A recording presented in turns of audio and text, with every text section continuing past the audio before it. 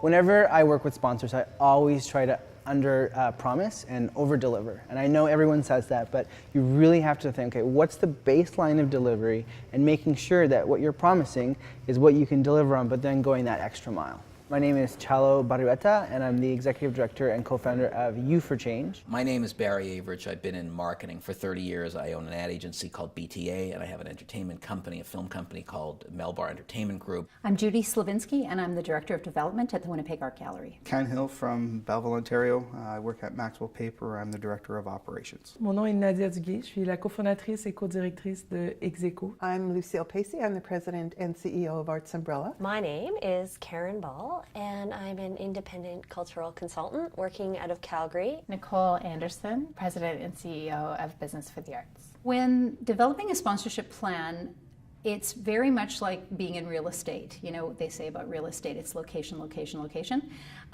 In sponsorship, it is relationships, relationships, relationships. On the philanthropic side, we're talking to people who really care about our cause, who care about the work we do, who care about the children. If we can tell them our story, they typically will support us in a financial way. The sponsorship is a little different because there is the organization that's talking to you about sponsorship really wants to know the number of people that you're going to be attracting. They've got a set of criteria or metrics against which they're measuring the level of sponsorship that they're prepared to give you. You have to be careful long before you ever make an ask about how you're developing the relationship. So if I respect you enough to imagine that I might be able to ask you to support something that I believe in, then I better respect you enough to bring you into that world as closely as I can. And I think that's where cultivation starts, and that's where stewardship picks up after the gift is made. Pour nous, dans notre organisation, c'est sûr que l'idée est d'appliquer cette ligne éthique qu'on s'est donnée aussi sur les relations partenariales, autant qu'avec nos participants, autant qu'avec les collaborations terrain aussi qu'on a avec d'autres institutions culturelles, par exemple, ou sociales. Cette lignée éthique, c'est la présomption de l'égalité des intelligences et des cultures. Lorsqu'on présume que la personne est en capacité totale de comprendre et même d'apprécier ce qu'on lui offre, le résultat est vraiment différent. Et ça peut sembler un peu bizarre à la limite de discuter, de parler de lignée éthique en rencontre de commanditaires, mais réellement, lorsqu'on comprend qu'on parle à une personne et non à une fonction, le résultat issu de cette rencontre est tout autre. The stewardship of the relationship begins years before, inviting them to see things even before they're a sponsor, getting their advice, having panels where they're invited as experts. Everybody wants to be part of show business. So that relationship's got to begin long before you go to them with an opportunity. But know what they buy.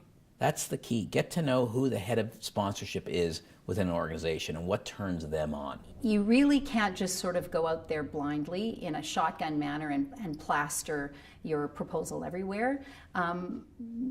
Cold calls don't really work that well. You need to be developing relationships with kindred spirits, I'll call them, but they're essentially folks who whose mission dovetails with yours, or who would want to have access to your clientele, because the psychographics or demographics of your clientele are who they want to attract. I always try to push for face-to-face because it humanizes the whole relationship.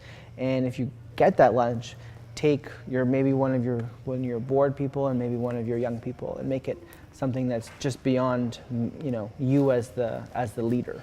For myself, it's been really effective to get to know the sponsor, sometimes even just as a human being sitting across the table or sitting in a restaurant over lunch, finding out what makes them tick, finding out what their priorities are right now, what their marketing initiatives are, their marketing goals. And also make sure that your sponsors are serviced to death.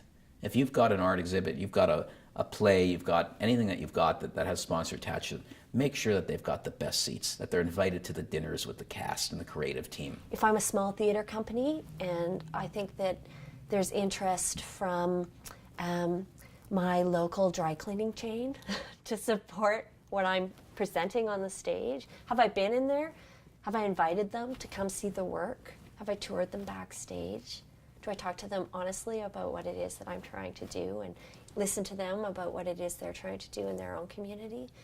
And I think that cultivation moment is what you do after the gift. Just as important to do it before the gift and long before you ever ask. Il faut que le lien soit évident, il faut qu'il y ait du moins une argumentation qui est solide là, entre notre projet et leur projet entrepreneurial. The report phase is really important, and it's often missed or dealt with kind of summarily, but it is just as important as the proposal you provide in the first place, because that's coming full circle to evaluating the success of the relationship. It could just even be a 2-page report, just in terms of how the project went, how their funds were allocated, and was the project successful.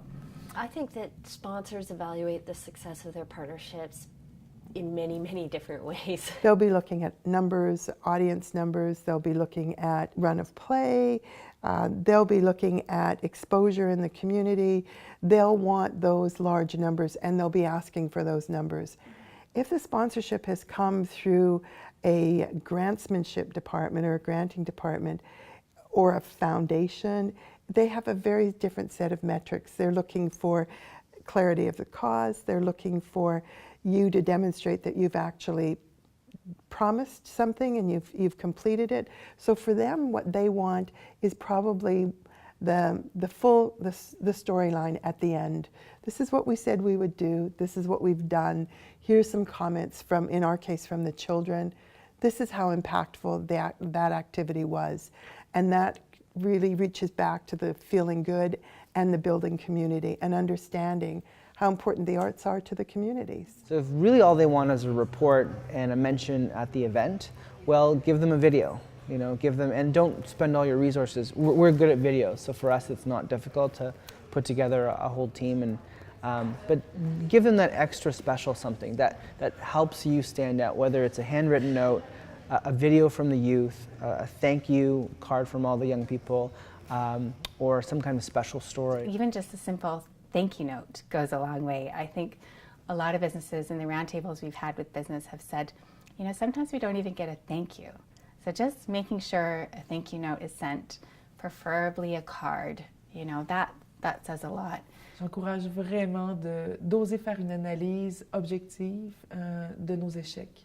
Oser en sortir les éléments les plus probants ou les éléments d'apprentissage qui nous permettent en fait de tisser d'autres manières de faire, de comprendre comment on doit aborder les choses, sous quelle perspective c'est possible d'envisager pour vrai que la personne soit appelée et engagée par notre projet. D'oser être froid par rapport à nos échecs, une fois la peine passée, une fois l'émotion qui a surgi. Oser prendre cette distance, regarder, analyser, faire une vraie analyse comparative des échecs et des succès et s'enligner donc sur une autre lignée. Je crois que cette analyse a été gagnante de notre côté, mais je crois qu'on est tous en capacité de le faire.